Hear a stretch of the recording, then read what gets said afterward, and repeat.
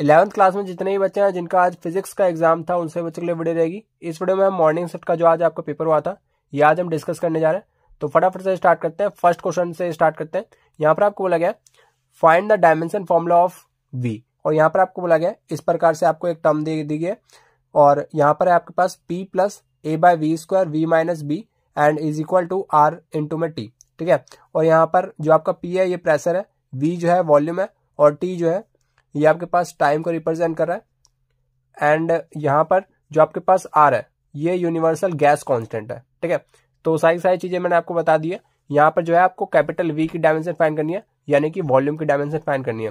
ठीक है, वॉल्यूम की डायमेंशन फाइंड करनी है तो वॉल्यूम की डायमेंशन आप सभी को पता ही होगा। वॉल्यूम की जो डायमेंशन होती है वो होती है आपके पास लेंथ का क्यूब, और एक नंबर आपका जो है इस वाले ब्रैकेट का ही होता है। ठीक है, तो यहाँ पर से ब्रैकेट लगाना मत भूलना, और यहाँ पर जो आपका L क्यूब है ये आपके पास राइट आंसर हो जाएगा, ऑप्शन नंबर बी। ठीक है, और इन सभी डायमेंशन फॉर्मूला पे आपको जो है एक ये वाला ब्रैकेट जरूर से लगाना है। ठीक है, इसके भी आपके मार्क्स होते हैं। ठीक है, तो इस प्रकार से आपका जो राइट ऑप्शन होगा वो होगा ऑप्शन नंबर बी। और अगर यही यहाँ पर से कह दिया जाता कि बी की डायमेंशन बताओ तो यहाँ पर से एडिशन में जो आपको रूल को फॉलो करना था वो आपको पता ही है कि यहाँ पर एडिशन या सब्ट्रैक्शन में जो आपके जिसमें से भी जो भी क्वांटिटी माइनस या प्लस हो रही होती है उसकी उन दोनों की आपस में जो डायमेंशन है वो आपस में इक्वल होती है। ठीक है, तो v की जो डायमेंशन होगी, dimension formula of v is equal to dimension formula of b। ठीक है, और यहाँ पर से v की जो डायमेंशन फॉर्मूला है वो है हमारे पास L क्यूब, और यहाँ पर यही हमारे पास b का जो डायमेंशन फॉर्मूला है वो आ जाएगा। ठीक है, ये हो जाएगा हमारे पास L क्यूब। तो इस प्रकार से जो है आप इस क्वेश्चन को कर सकते थे, बहुत ज्यादा सिंपल सा क्वेश्चन था। अगले क्वेश्चन की तरफ बढ़ते हैं। यहीं पर आपको सेकंड क्वेश्चन में बोला गया जीरो एक्सेलरेशन रिप्रेजेंट्स, यहाँ पर velocity and time graph, velocity and time के बीच में आपको एक ग्राफ दे दिया गया और यहाँ पर आपको बोला गया यहाँ पर जीरो एक्सेलरेशन किस दो पॉइंट्स के बीच में हो रहा है। ठीक है, तो 0 से a तक जो इसकी जो स्लोप है यानी कि इसका जो थीटा है वो आपके पास क्या देगा, ये देगा आपके पास एक्सेलरेशन। ठीक है, और यहाँ पर कुछ ना कुछ आपके पास एक्सेलरेशन होगा यहाँ पर, क्योंकि इसकी कुछ ना कुछ स्लोप आएगी और इसकी जो स्लोप होगी वो होगी आपके पास tan थीटा। ठीक है, तो tan थीटा कुछ हमें वैल्यू देगा और यहाँ पर जो एक्सेलरेशन है वो कुछ ना कुछ हमारा यहाँ पर होगा, पर जीरो एक्सेलरेशन बताना है तो जीरो एक्सेलरेशन यहाँ पर आप देख सकते हैं AB में होगा। AB में क्यों होगा, क्योंकि ये x एक्सिस के साथ यानी कि पॉजिटिव x एक्सिस के साथ ये आपके पास थीटा 0 बना रहा है, यानी कि जो आपके पास एंगल है इस टर्म में AB वाले टर्म में यहाँ पर जो आपके पास थीटा है इंक्लिनेशन है किससे, पॉजिटिव x एक्सिस से, ये आपके पास 0 डिग्री। ठीक है, तो जो आपके पास एक्सेलरेशन होगा वो आपके पास tan थीटा होता है, और यहाँ पर से जब आप थीटा को यहाँ पर 0 डिग्री डालोगे तो ये आपके पास 0 आ जाएगा। ठीक है, ऑप्शन नंबर बी जो है आपके पास राइट आंसर होगा। यहाँ पर जो आपका एक्सेलरेशन होगा वो आपके पास 0 रिप्रेजेंट करेगा। ठीक है, अगला क्वेश्चन है, आपको बोला गया एक साइकिल का व्हील है यानी कि एक साइकिल का पहिया है जिसकी रेडियस है आपके पास 5 metre, complete revolution in 4 second, the angular speed, यहाँ पर आपको एंगुलर स्पीड बतानी है। तो एंगुलर स्पीड का आपका जो रिलेशन है लीनियर वेलोसिटी के साथ वो आपके पास क्या होता है, v is equal to omega r. ठीक है, ओमेगा की वैल्यू फाइंड करनी है, ओमेगा क्या हो जाएगा, v बाय आर हो जाएगा। अब जो है हम यहाँ पर क्या करते हैं, यहाँ पर ना जो आपका ये व्हील है ये जितना भी अगर ये एक रिवॉल्यूशन कंप्लीट करता है तो उसको टाइम लगता है कितना, 4 सेकेंड।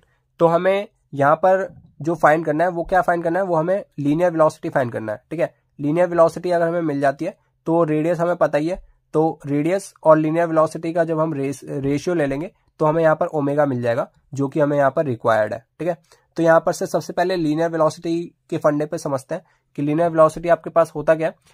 ये होता है आपके पास डिस्प्लेसमेंट अपॉन टाइम टेकन। ठीक है, ये आप कह सकते हैं डिस्टेंस अपॉन टाइम टेकन।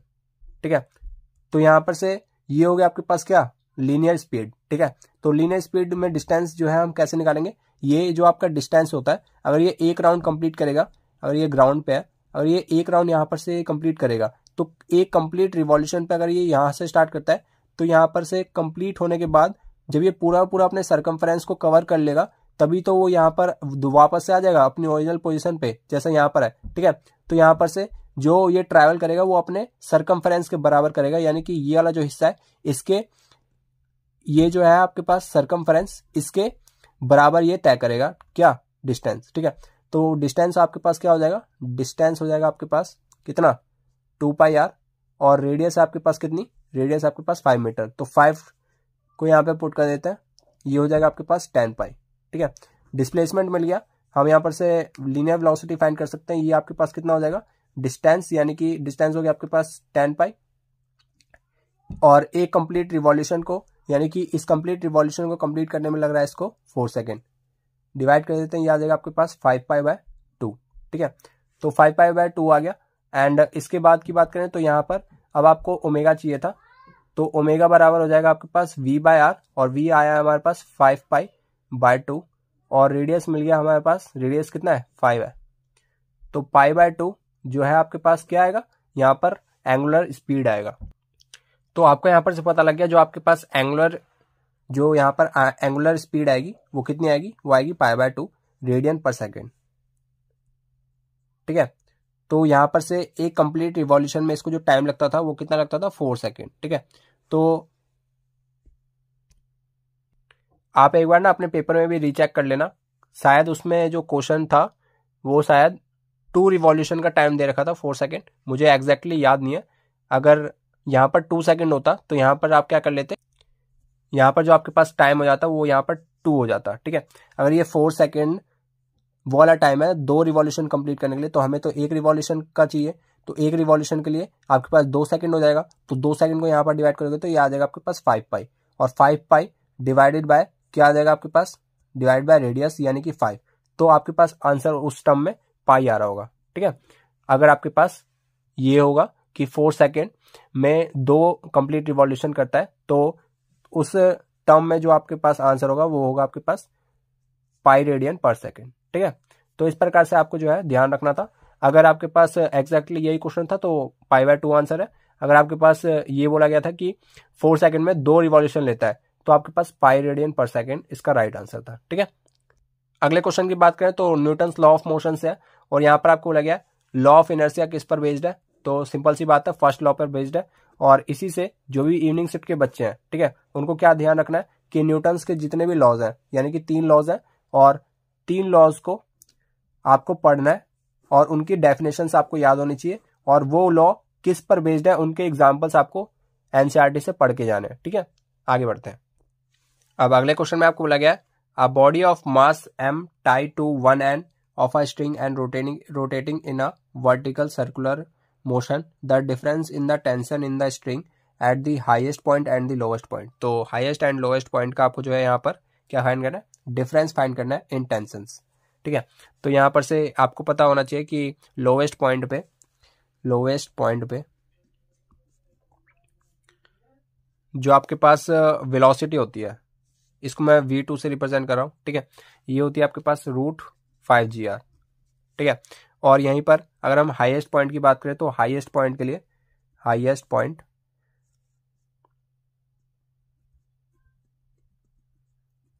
ठीक है, हाईएस्ट पॉइंट के लिए होता है आपके पास कितना, ये होता है आपके पास √gr। अब यहाँ पर लोवेस्ट पॉइंट पे एट लोवेस्ट पॉइंट, ठीक है, LP, तो यहाँ पर लोवेस्ट पॉइंट के लिए जो हमारे पास टेंशन आएगी वो आएगी हमारे पास T2 minus mg is equal to mv²/r।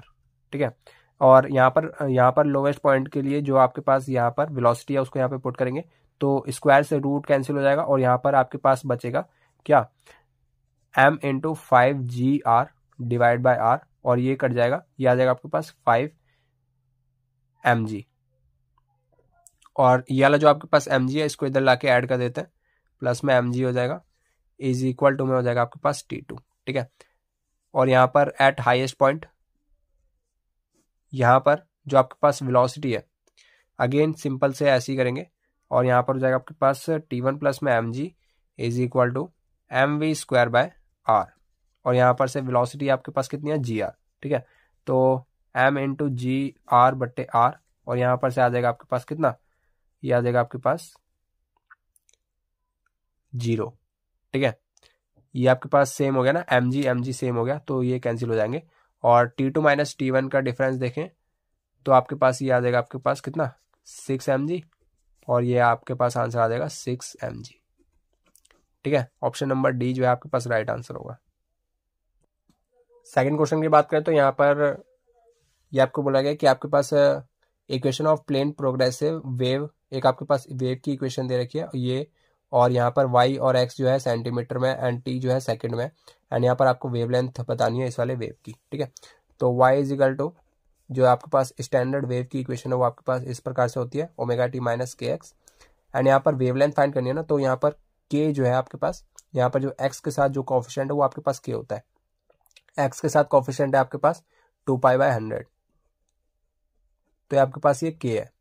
ठीक है, और k मैं आपको बता दूं कि आपके पास वेव नंबर होता है और ये होता है आपके पास 2π/λ। ठीक है, अब यहाँ पर इसको यहाँ पर हम पुट कर देते हैं 2π/λ। अब यहाँ पर 2π से 2π कैंसिल हो जाएगा, लैम्डा की वैल्यू आ जाएगी आपके पास 100 सेंटीमीटर। तो ऑप्शन नंबर ए जो है आपके पास राइट आंसर होगा। अगले क्वेश्चन की बात करें तो यहाँ पर आपको लगा a body of mass 2 kg initially at rest moves under the action of N applied horizontal force. एक आपके पास बॉडी है जो आपके पास हॉरिजॉन्टली रखी हुई है, ठीक है, जिसका मास है आपके पास 2 kg, 2 kg इसका मास है। इनिशियली एट रेस्ट, इसका जो इनिशियल वेलोसिटी है वो आपके पास 0 मीटर पर सेकेंड दिया है। Under the action of N applied horizontal force, एक आपके पास हॉरिजॉन्टल एक आपके पास फोर्स अप्लाई किया है जो है आपके पास 7 newton on a table. The work done by the applied force, इसके ऊपर जो फोर्स अप्लाई किया गया is in displacing the body by 125 metre. ठीक है, तो वर्क डन बताना है। वर्क डन आपके पास होता क्या है F.S।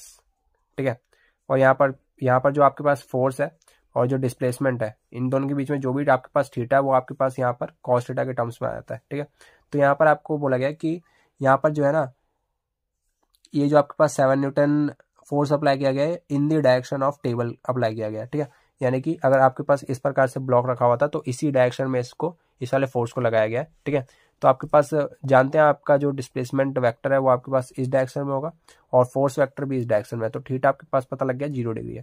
ठीक है, थीटा जब 0 डिग्री है तो यहाँ पर से फोर्स आपको पता है 7 न्यूटन है, डिस्प्लेसमेंट आपको बता दिया गया कितना है 125 मीटर, और कॉस 0 डिग्री आपके पास इसकी वैल्यू भी पता होती है, ये 1 होती है। ठीक है, अब मल्टीप्लाई कर देते हैं, ये हो जाएगा आपके पास कितना, ये हो जाएगा आपके पास 175 एंड 7 और 1 8, तो 875 जूल इतने जो है आपके पास क्या आ जाएगा, इसका वर्क डन आ जाएगा। ठीक है, ऑप्शन नंबर डी। अगले क्वेश्चन में आपको बोला गया moment of inertia of a circular disc of mass m radius r about an axis passes through दी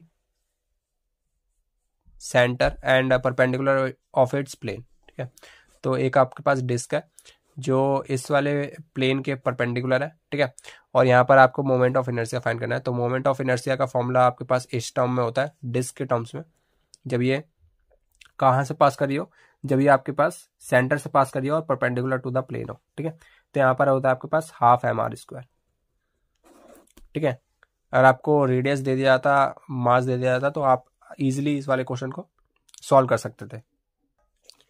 और इसी में अगला क्वेश्चन दे रखा है कि आपके पास angular momentum of a body changes from L to 4L in 3 second, the torque acting on the body. तो टॉर्क बताना है। टॉर्क आपके पास क्या होता है dl/dt होता है। ठीक है, यानी कि del L/del t। ठीक है, और यहाँ पर आपके पास जो L है ये आपके पास क्या है एंगुलर मोमेंटम, तो एंगुलर मोमेंटम 4L से 4L चेंज हो रहा है, तो चेंज आपके पास कितना है 3L का। ठीक है, और कितने सेकंड में हो रहा है 3 सेकंड में, तो यहाँ पर से आपके पास L जो है आपके पास L न्यूटन मीटर जो है आपके पास राइट आंसर होगा। तो ऑप्शन नंबर सी जो है आपके पास राइट आंसर होगा। ठीक है, अगले क्वेश्चन में आपको बोला गया, और यहाँ पर अगले क्वेश्चन में आपको लगा है which type of coefficient of elasticity is involve in compressing a gas. Gas को कंप्रेस करने के लिए जो आपका यहाँ पर वॉल्यूम है उसमें चेंज आएगा, तो वॉल्यूम में चेंज आ रहा है, तो यहाँ पर आपके पास सीधे सीधे आपको पता लगता है यहाँ पर जो है बल्क मॉडुलस का यहाँ पर जो है कोफिशिएंट ऑफ इलास्टिसिटी यूज होगा, तो बल्क मॉडुलस जो है आपके पास राइट आंसर होने वाला है, बल्क मॉडुलस। ठीक है, ज्यादा मुश्किल क्वेश्चन नहीं थे, मॉडरेट टाइप के क्वेश्चन थे, अगर आप इनको ढंग से करते तो बहुत ही ज्यादा आपके अच्छे मार्क्स आ सकते थे। ठीक है, और यहाँ पर अगले क्वेश्चन में बोला गया an electric heater supplies heat to a system at rate of 100 watt if the system performs work done at 75 joule per second, यानी आपके पास अब वर्क डन दे रखा है कितना है आपके पास 75 जूल पर सेकेंड है। The rate in which the internal energy of the system increasing, ठीक है। आपके पास जो थर्मोडायनेमिक्स का फर्स्ट लॉ है वो है आपके पास क्या, ये है आपके पास delta Q is equal to delta U plus delta W है, ठीक है। अब यहाँ पर से अगर मैं डेल्टा U यानी कि इंटरनल एनर्जी निकालना चाहूँ तो इंटरनल एनर्जी आ जाएगा delta Q minus delta W, ठीक है। अब यहाँ पर आपके पास जो यहाँ पर चेंज इन हीट है, यहाँ पर आपको लगा an electric heater supplies heat to a system. अगर जो आपके पास हीट है अगर सिस्टम को देता है तो यहाँ पर जो आपके पास हीट है वो आपके पास पॉजिटिव होती है। तो साइन कन्वेंशन आपको पता होना चाहिए। साइन कन्वेंशन यहाँ पर जो आपके पास हीट का साइन कन्वेंशन आएगा वो आएगा आपके पास 100 वॉट का, ठीक है। माइनस में जो आपके पास ये आपके पास वर्क डन है ये आपके पास 75 जूल का, ठीक है। और ये पर सेकेंड है, यानी कि ये भी आपके पास एक वॉट दे रखा है। जूल पर सेकेंड जो है आपके पास वॉट की यूनिट होती है, जूल पर सेकेंड, ठीक है। तो सारी यूनिट जो है आपको ध्यान रखना है। तो यहाँ पर से 75 जूल पर सेकेंड आपके पास क्या है, वर्क डन है, ठीक है। तो यहाँ पर आपको लगे if system performs work done at 75 joule per second, तो यहाँ पर आपके पास इंटरनल एनर्जी बताना है, ठीक है। तो ये आपके पास 75 हो गया, आंसर आ गया आपके पास 25 वॉट, ठीक है। 25 वॉट ऑप्शन नंबर सी आपके पास राइट आंसर होगा। अगले क्वेश्चन में आपको लगा आपको यहाँ पर RMS speed of an ideal gas, RMS speed बतानी है। तो आरएमएस स्पीड का आपका सिंपल सा फॉर्मूला होता है वी आरएमएस का आपका फॉर्मूला होता है क्या, √3RT बाय एम। तो यहीं पर से आपको स्ट्राइक कर देना चाहिए कि आपको क्या क्या रिवाइज करना है। यहाँ पर जो है आपको ये रिवाइज करना है कि वी आरएमएस का फॉर्मूला क्या होता है, आपके पास जो मोस्ट प्रोबेबल स्पीड है, मोस्ट प्रोबेबल स्पीड, ये आपको रिवाइज कर लेना है। और इसी के साथ साथ जो आपके पास होता है और आपके पास जो एवरेज स्पीड है, इन सभी का जो आपके पास फॉर्मूला है वो आपको याद होना चाहिए, ठीक है। यहीं पर से आपको स्ट्राइक कर जाना चाहिए, ठीक है। अब जो है हम केस स्टडी की तरफ मूव कर रहे हैं। यहाँ पर आपको लगा नॉन कॉन्टैक्ट फोर्स इनमें से कौन सी है, तो यहाँ पर ग्रेविटेशनल फोर्स जो है आपके पास नॉन कॉन्टैक्ट फोर्स होती है।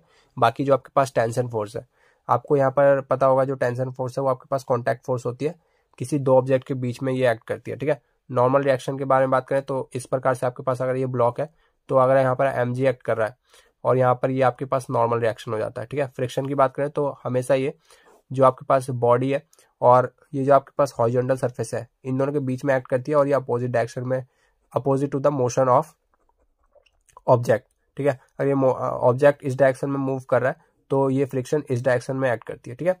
अब आगे बढ़ते हैं। जो आपके पास राइट आंसर होगा वो ग्रेविटेशनल फोर्स होगा, ये आपके पास नॉन कॉन्टैक्ट फोर्स होती है। सेकंड पार्ट में आपको कहा गया two bodies A and B आपके पास दो बॉडीज है जिनका मास है आपके पास 10 kg and 20 kg respectively, kept on a horizontal surface. इन दोनों को हॉरिजॉन्टल सरफेस पे रख दिया गया, यानी कि इस प्रकार से मैं यहाँ पर ड्रॉ कर लेता हूँ।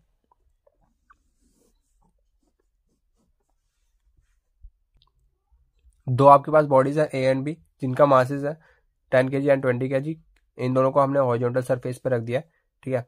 और यहाँ पर आपको लगा इन दोनों को हमने एक लाइट स्ट्रिंग से इनको एंड टू एंड टाई कर दिया गया। Horizontal force F is equal to 600 newton is applied to A. यहाँ पर ए पर हमने क्या कर दिया, ये आपके पास ए है और ये बी है। ए पर हमने 600 न्यूटन का हमारे पास जो फोर्स है वो इस पे अप्लाई कर दिया, ठीक है। टेंशन बताना है आपको स्ट्रिंग में। सबसे पहले इसको ज्वाइन कर देते हैं इस प्रकार से, और यहाँ पर जो आपके पास टेंशन बनना होगा वो इस प्रकार से बनना होगा। ये जो आपके पास ऑब्जेक्ट है इससे दूर जाते हुए और ये जो आपके पास ऑब्जेक्ट है इससे दूर जाते हुए, ठीक है। अब यहाँ पर से अगर हम यहाँ पर एक्सेलरेशन की बात करें तो एक्सेलरेशन आपके पास क्या हो जाएगा, एक्सेलरेशन हो जाएगा आपके पास फोर्स बट्टे मास, और फोर्स आपके पास टोटली अप्लाई हो रहा है यहाँ पर 600 न्यूटन। एंड यहाँ पर जो मास आएगा, अगर मैं यहाँ पर कोई इसको समझने की कोशिश करना, अगर आप यहाँ पर दो ऑब्जेक्ट है, अगर आप यहाँ पर से कोई सा भी फोर्स लगा के इस वाले ऑब्जेक्ट को अगर आप यहाँ पर से खींच रहे हो, ठीक है। अगर आपके पास दो ऑब्जेक्ट है, आप फोर्स लगा के खींच रहे हो तो उनमें जो है आपको ज्यादा फोर्स लगाना पड़ेगा, या अगर आपके पास एक बॉडी होगी उस पर जब आप फोर्स लगाएंगे या उस पर ज्यादा फोर्स लगाना पड़ेगा।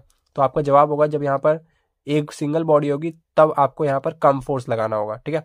जब दो बॉडीज आ जाएंगी तो आपके पास यहाँ पर ज्यादा फोर्स अप्लाई करना होगा, ठीक है। तो यहाँ पर जो आपके पास मास आएगा वो दोनों का कॉम्बाइन आएगा, ए और बी के एडिशन आएगा इन दोनों के मासेस का, ठीक है। तो मासेस का एडिशन हो जाएगा 10 + 20 30। तो आपके पास 20 मीटर पर सेकेंड स्क्वायर जो है आपके पास एक्सक्लेरेशन आ रहा होगा, यानी कि इस एक्सक्लेरेशन से जो है ये मूव कर रहा होगा 20 मीटर पर सेकेंड स्क्वायर से, ठीक है। अब इक्वेशन बना के आपको यहाँ पर से टेंशन इजीली मिल जाएगा। यहाँ पर आपके पास अगर मैं यहाँ पर ए पर इक्वेशन को अप्लाई करता हूँ, यहाँ पर 600 न्यूटन माइनस जो आपके पास ये वाली टेंशन वाली फोर्स है is equal to mass into acceleration. A वाले का जो मास है वो है आपके पास कितना 10 kg का, और एक्सलेरेशन है आपके पास 20 का। मल्टीप्लाई कर देते हैं, ये हो जाएगा आपके पास 200 is equal to 600 minus tension, and यहाँ पर से अगर मैं 600 माइनस 200 करूँ तो ये आपके पास टेंशन की वैल्यू आ जाएगी जो कि हो जाएगी आपके पास 400 Newton.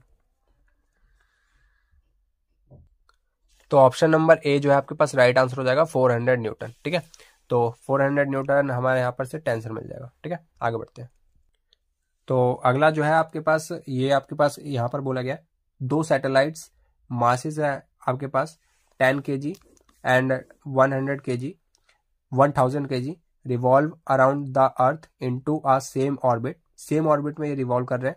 The ratio of their orbital speed. तो ऑर्बिटल वेलोसिटी या ऑर्बिटल स्पीड का आपको फॉर्मूला पता होना चाहिए। तो ऑर्बिटल वेलोसिटी का आपका फॉर्मूला होता है अंडर रूट में Gm/r, और यहाँ पर जो आपके पास m है ये आपके पास क्या होता है, ये आपके पास प्लैनेट का मास होता है, मास ऑफ प्लैनेट मास, ठीक है।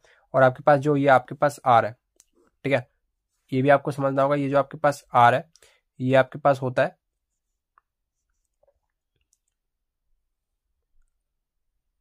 रेडियस ऑफ प्लैनेट, ठीक है। तो रेडियस ऑफ प्लैनेट और प्लैनेट का मास होता है, ठीक है। तो यहाँ पर से अगर मैं यहाँ पर बात करूं कि यहाँ पर अगर दो सैटेलाइट के मासेस दे रखे हैं, तो यहाँ पर ये इन दोनों के मासेस पर तो डिपेंड करता ही नहीं है। तो दोनों के लिए इन दोनों ऑब्जेक्ट्स के लिए जो आपके पास ऑर्बिटल वेलोसिटी होगी वो सेम होगी, ठीक है।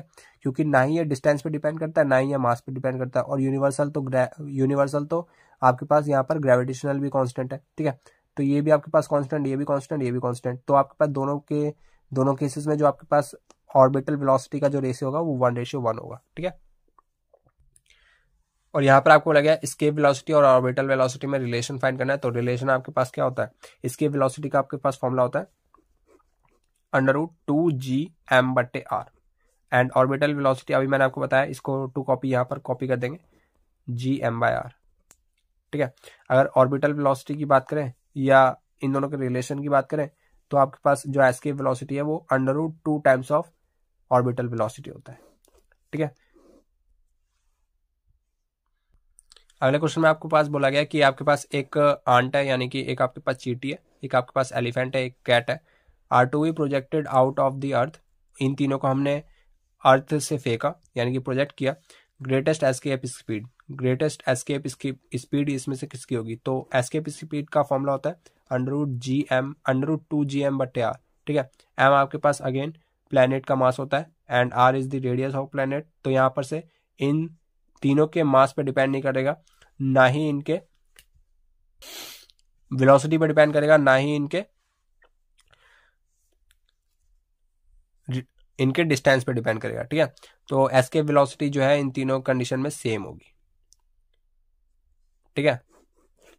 तो इस प्रकार से आपका जो है ये वाला पेपर था, और बाकी इस वीडियो में इतना ही।